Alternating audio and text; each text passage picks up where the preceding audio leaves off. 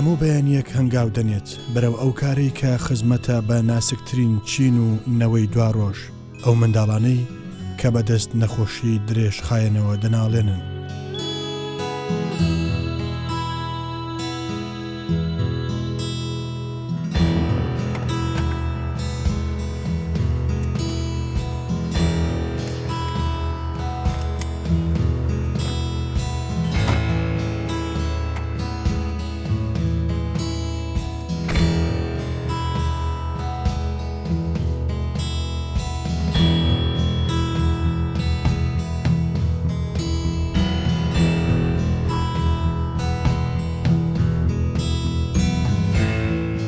ئەم مرۆڤە خۆبەخشە ژیانی دایکایەتی و نازی خێزانەکەی بەلاوە ناوە لە پێناو ئامانجێک کە گەورەترین خزمەتە بە مرۆڤایەتی.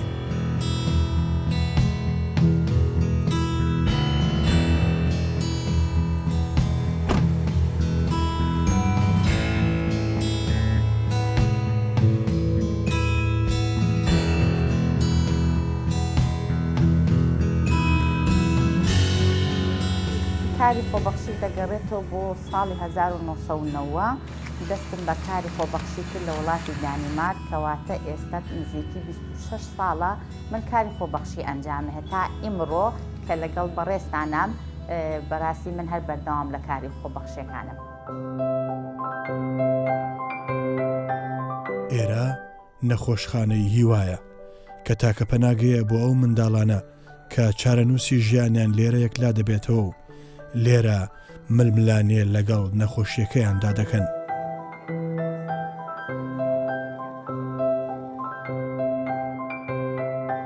ئێرە سەدان منداڵ لە خۆ دەگرێت و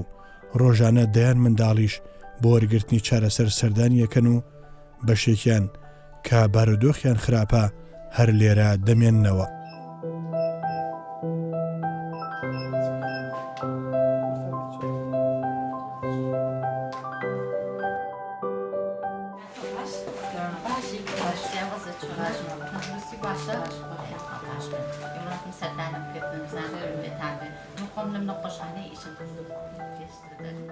ئەم کەسە خۆبەخشە ڕووناکی دەخاتە دڵی ئەو کەسانەی دوورن لە خۆشیەکانی ژیان و بێبەشن لە سەلامەتی تەندروستی.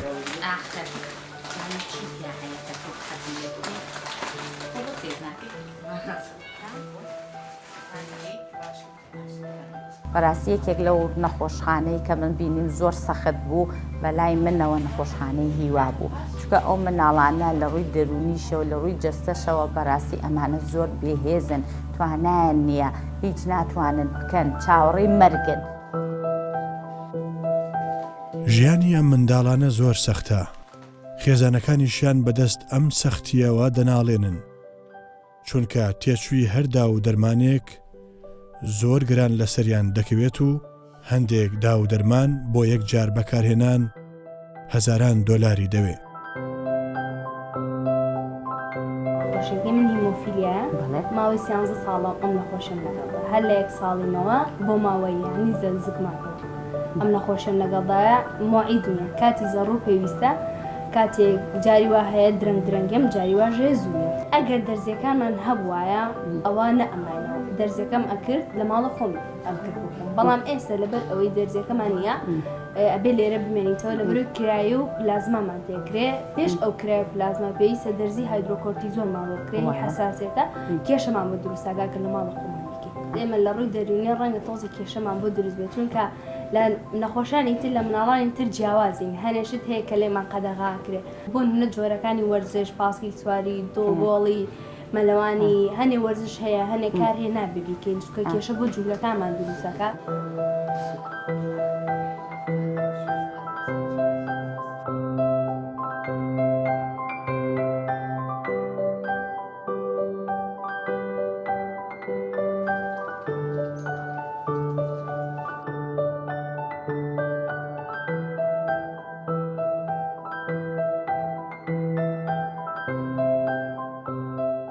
زۆر دەستخۆشی لە ڕێزەخانەکەم هیوادارم نمونەی زۆر بێ، چونکە ئەم مناڵانە لە نانی دەرونە زۆر پێویستیان بە ئینسانی ئەوە هەیە کە هاوکاری حتا یە قسێکی خۆش بۆ ئەو منداڵانە زۆر زۆرە، ناکات بە دەرزی و عیلاج زیاتر کە ئینسانی ئاوا بین دڵنەوەیان کە دڵخۆشیان کە ئەوان زیاتر دەروونە ئارامترە بێتەوە زۆر پێویستیان بە ئینسانیان هاوکاری لە ڕووی هەموو شتێک هەتا قسێکی باشی نەک هاوکاری مادی معنیش من زۆر سوپاسیان دەکەم دەستخۆشیانە هیوای سەرکەوتنیان بۆ خوازم. ڕێزان خان کە ماوەی چەند ساڵە خزمەت دەکات بە مناڵانی ئێرە و بۆ ویژدانی خۆی و بۆ خزمەتکردنە بە مرۆڤایەتی و بۆ مناڵانی ئێرە و بەگشتی لێرەوە پێم خۆشە من دەستخۆشی لە تریزان خان بکەم بۆ کارە جوانەی کە ئەنجامی یاوە دیارە کەسانی خۆبەخش لە کۆمەلگای ئێمەیان زۆر گرنگن بەو پێ ئێمە خۆشمانوەکو و دامەزراوە کاری خۆبەخشیمان زۆر کردووە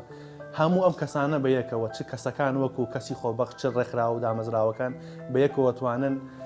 تۆڕێک بن بۆ خزمەتکردنی زیاتری ئەم کۆمەلگایە و بەرەو پێشبردننی زیاتری کۆمەلگای کوردی. خاتو ڕێزان کەسێکە ماڵێکی کەمای ناسم بەڵام کەسێکە کە لە هەموو بارەکانە چالاکە بەتایبەت لە بواری خۆبەخشیە کەسێکی زۆر چالاکە کەسێکە کە کەسێکی دیارە بەتایبەت لە ناو شاری سلێمانیا کە زۆر کاری خۆبەخشی کردو ماوەی ساڵانێکی زۆرە کاری خۆبەخشیەکە و جێگەدەستی خۆی کردوتەوە لە یارمەتیدانی خەستەخانەکان یاخود کەمپەکان و ئەو منزاڵانی کە تووشی نەخۆشی بوون کۆمەڵک نەخۆشی زۆریان هەبووە ئەم توانێتی هاوکاری کۆبکاتەوە بە هاوکاری کۆمەڵی ڕێکخراویتر کۆمەڵک دەستگایتر توانێتی هاوکاریەکانی کۆبکاتەوە بۆ ئەوان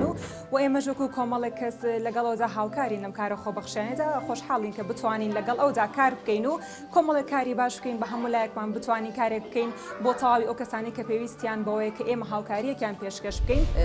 ڕێزانخان کەسایەتێکی بەناوبانگی هەیە کە چەند ساڵێکە بە شێوەیەکی خۆبەخشانە توانیەتی هاوکاری کەسانی بە کەم دەرامەت و کەسانی مەسەڵەن مناڵانی کەم ئەندامان بکات. من لە ژێرمە چەند جۆرە مرۆڤێکم بینیوە هەنە مرۆڤەیە لە ژیانە خۆشی لەوەیە ئەبینێ کە ئیشەکانی خەڵکی تر ناڕەحەتکە ئیشەکانی تر گرانکە ئیشەکانی تر قورسکە بە گرانی بێ بەدەست خەڵکەوە هەنە جۆر مرۆڤی ترمان هەیە کە حەزەکە بە مانوبوونی خۆی بە هەوڵی خۆی کارەکانی بەرامبەری ئاسانکە خۆشی و ئاسوودی بخاتە دڵی ئەوانی ترەوە من وا هەست دەکەم ڕێزانخانێکە کە لەو مرۆڤانەی کە هەوڵەدا بە مانوبوونی خۆی بە ئیشی خۆی بە هەوڵدانی خۆی کاری ئەوانی تر ئاسانکە بەڕاستی سەرەتا کە تۆمیران دانیشتبووین باسی بەرەو پێشبردننی ئەم سنتەرەمان نەکرد تۆمیران بەڕێوەبەری گشتی ڕزاخان تەلەفۆنێکی کەوتی کارێکی خێرخوازی بەدەستەوە کەمپینێکی بەدەستەوە تۆمیران بێت و دڵی یەکسەر پێوتین کە ئەو کەسی ئێمە بەدوایە گەڕێن ئەوە ڕزاخانە توانێت هاوکارمان بێت. ئێمە ئەمڕۆ لێرین بۆ هاوکاریکردنی کەسانی نەخۆش و کاری خۆبەخشی دەکەین بگومان ئێمە گروپێکین لێرە کە بە ئیشی دەست بەشداریمان کردووە بگومان کارەکەمان دەفرۆشینەوە بۆ هاوکاریکردنی کەسانی کەم دەرامەت و کەسانی نەخۆش گرنگە کە لە کۆمەڵگەی ئێمە کەسانی خۆبەخش هەبن. ئامانجی من بەڕاستی ئەوەیە دڵسۆزی بۆ منداڵان من خۆم دەروون ناسم چۆن بتوانم لە ڕووی دەرونی و هاوکاری ئەو منداڵانە بکەم کە گرفتیان هەیە و هەروەها خێزانەکانیان کە دوور لە کۆمەلگا ئەبن ئەمانە کێشەی هەمویان قورسن لە ناو ئازارە ئەژین لە ناو خەمۆکیە ئەژین بە پێویستی ئەزانم من هاوکاری ئەم منداڵانە بکەم چ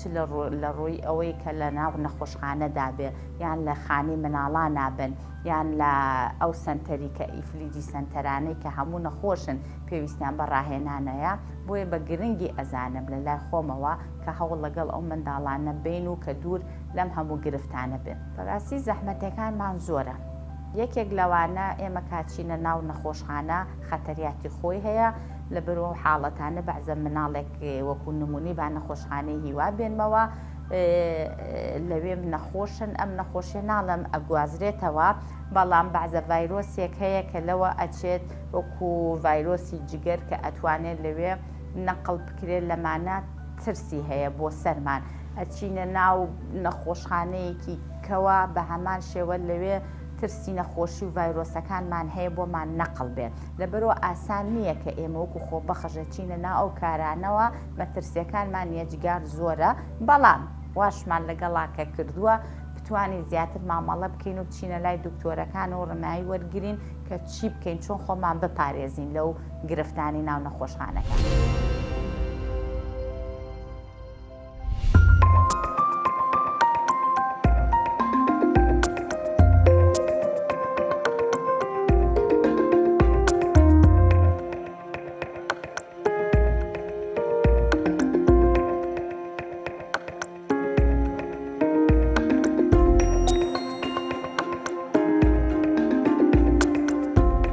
دەستخۆشیت لێ یەکەم پێمان خۆشە وەکو دامەزراوەکەمان هاوکاری بەڕێستین و هیوادارین زیاتر کاری خۆبەخشی بکەی بەردەوامبی لە کارە جوانەکان. زۆر سپاسدانێتەوە بەڕاستی ئێوە هەموو جارێ هاوکاریمەتان کردووە.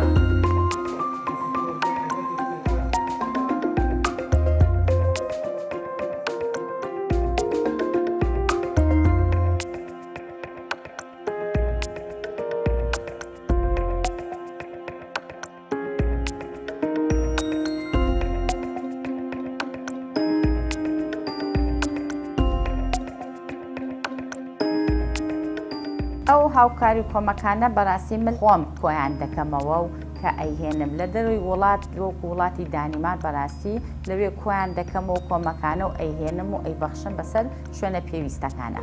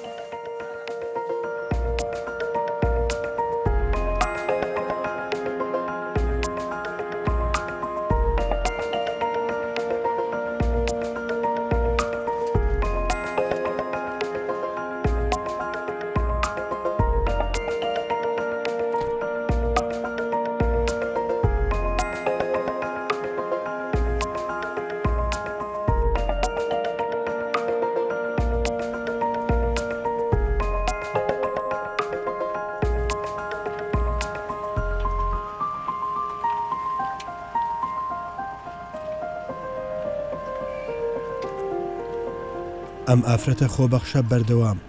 هەوڵی گەڕان دەدات بە دوای سەرچاوی هاوکاری بۆ ئەوانەی لە چاوەڕوانی دەستی خێردان بۆ ڕزگارکردنی ڕۆحی ئەم منداڵە بێنازانە. یەکێک لەو کارە خۆبەخشانەی دەیکات بریتیە لە هاوکاری منداڵانی توش بوو بە نەخۆشی شێرپەنجە و ئیفلیجی.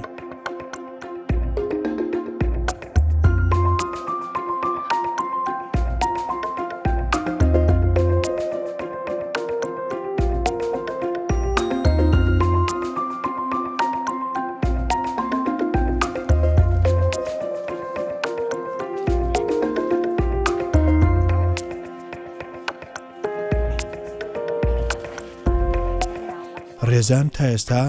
چەند ملیۆن دۆلاری کۆکردوێتەوە لە ڕێگەی کەمپینی جیاواز بۆ نەخۆشخانەی هیوا و منداڵانی توش بوو بە شێرپەنجە.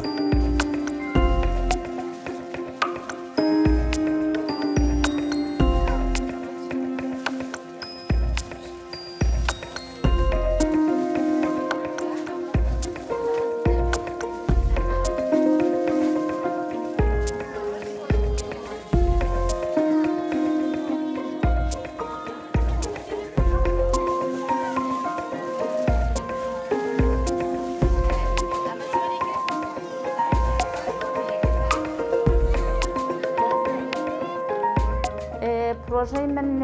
یەکەم پرۆژەم بۆ مناڵی بێسەرپەرشتیاران بوو، بۆ خەڵوەتگەی پیری بوو، بۆ نەخۆشخانەی هیوا بوو و بۆ ئێستا بۆ ئیفلیجی سنتەری ڕاهێنانەوەی منداڵانە لە چوارباغ کە ئیفلیجی مێشک ئێستا لە کەمپینەکان بۆ ئەوان.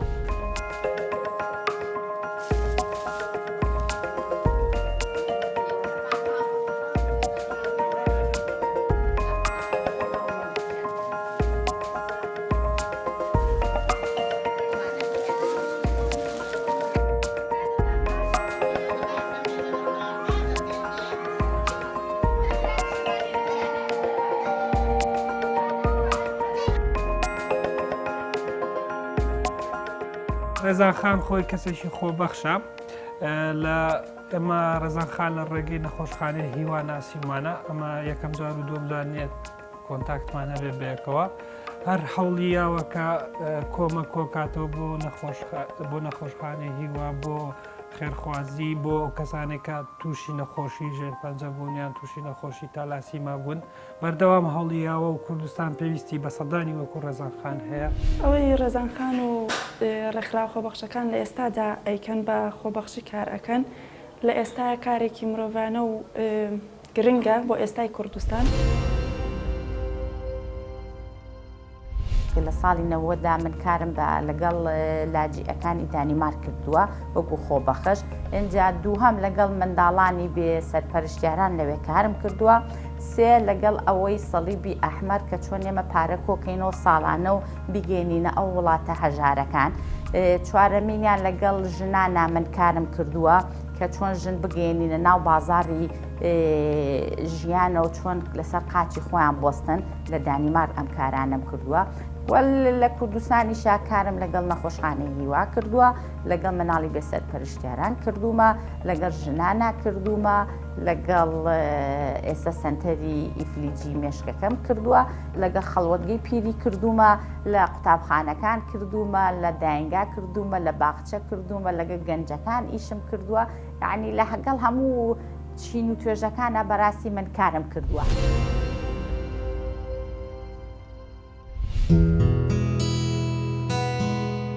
لەلایەکی دیکەشەوە ئەم خۆبەخشە لە ڕێگەی بازارگەیەکی خواردن و نمایشی هونەری و کاری دەستی سندوقێکی پارە کۆکردنەوەی دامەزراندووە بۆ هاوکاریکردنی ئەم سنتەرە و ئەو نەخۆشانە.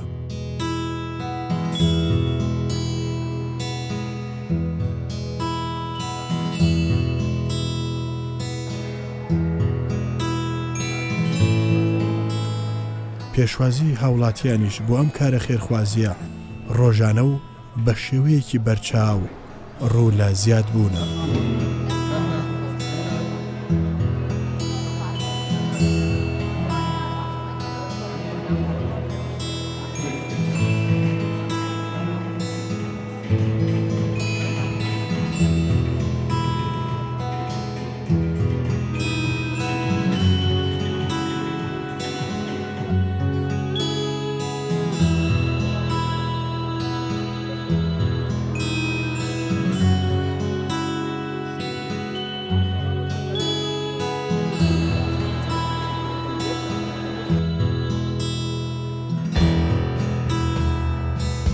لە سنتەری فێرکاری و ڕاهێنانەوەی منداڵ لە چوارباغ ئێستا کەمپینێکمان بۆ ڕاگەاندون کە ئەمێ کۆمەکێکیش بگەێنمە ناونە ئەو نەخۆشخانەیە بۆ ئەو منداڵانە. یەکێک لەوانە کە ئێمە چالاکیمان هەیە هەفتەی 2 جار لە ناو خودی نەخۆشخانەکە خۆیە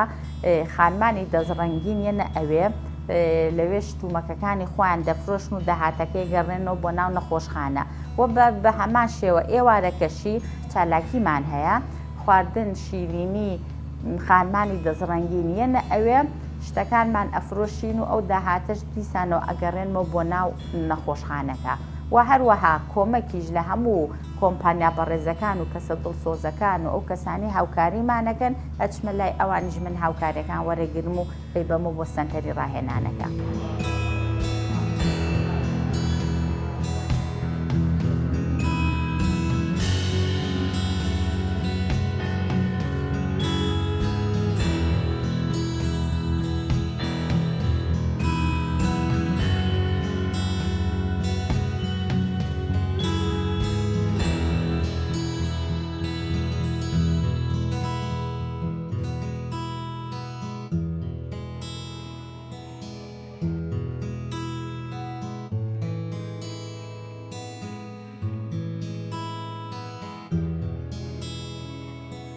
من داوا ئەکەم بەڕاستی ئەم کارە خۆبەخشیە بێتە نەریتێکە هەموو کەسێک بتوانێت ئەگەر بۆ سعاتێکیش بێت بێکاری خۆبەخشی ئەنجام بدا کە بزانێ ئەم کارانە بۆچی ئەکرێت و ئیسیفادەی چییە. و دووش لە حکومەت بەڕاستی من داوا ئەکەم ئیتر ئەمانە کاری حکومەتن کاری ڕێکخراومەدێنەکان نین کاری گروپی بچووک نییە کاری تاکێک نییە بە تەنها بتوانێت ئەم هەموو ئەرکە بە تەنها بیخاتە سەرشانی خۆی و ئێمە هاوکاری حکومەتی ناڵێم ئێمە بۆ ئەم کەمپینانە ڕاگەێنین هاوکارین لەگەڵیا بەڵام بە تەنها بە ئێمە ناکرێت بۆیە داوا ئەەکەم لە حکومت لە بەرپرسدارەکان لە دەسەڵاتدارەکان لە بەرپرسی حیزبیەکان بەڕاستی ئەمانە بێنە پێشەوە هاوکاریمان بکەن لەم کەمپینانەدا.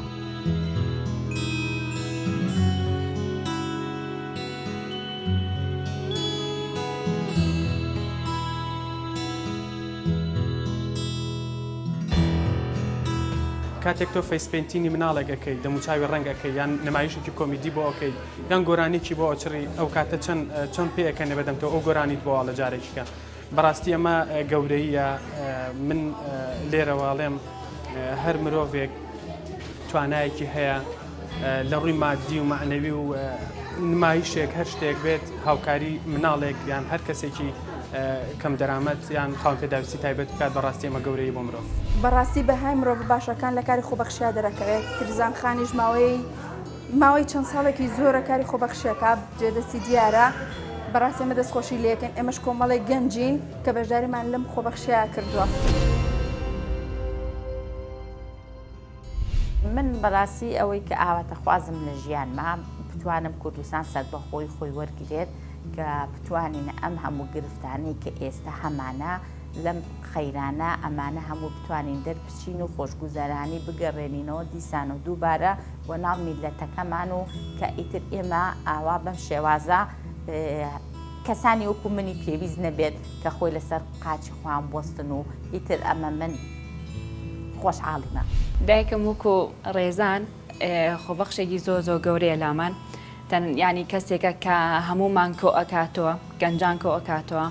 بیلۆ کەس شوێنانە ئەکاتەوە کە پێویستیان بە یارمەتیە، پێویستیان بە نازە، پێویستیان بە هەموو کەسێکە کە لە کۆمەڵگاش دوورکەوتونێتەوە دایکم ئەو شوێنە زین و ئەکاتەوە. بەڕاستی ڕێزانخان کەسێکی زۆر گەورەیە لە من لەبەرەوەی هەر خەریکی ئیشی خۆبەخشی بوو وەدای من کارەکانی بۆ ئەو کەسانە بووە کە بەڕاستی دابڕاون لە کۆمەلگا. کاری خۆبەخشی واتە هەر کارێک کە بکرێ بەبێ بەرامبەر تەنها مەبەستەکە لی دافعشی ئینسانی بێ لە هەموو وڵاتان کاری خۆبەخشی ئێستا بووە بە کەلتور. دیارە ڕێزانخان لەم چەند ساڵانەی ڕابردووی شاری سلێمانی کە شاری سلێمانی پێویستی بە هاوکاری هەبووە دام و دەستگاکانی بە تایبەتی لەم قەیرانە داراییە وەکو سەربازێکی ون کاری خۆبەخشی کردووە بەبێ بەرامبەر و هاوکاری نەخۆشخانەی هیوا و سنتەری چارەسەرکردنی ئەو مناڵانەی کە ئیفلیجیان هەیە و نەخۆشییان هەیە هاوکاری کردو. ڕێزانخان هەتا ئەمڕۆ سەربازی بوونە، ئێستا ئێمە خەڵاتی بەرنامەی سەربازی بوون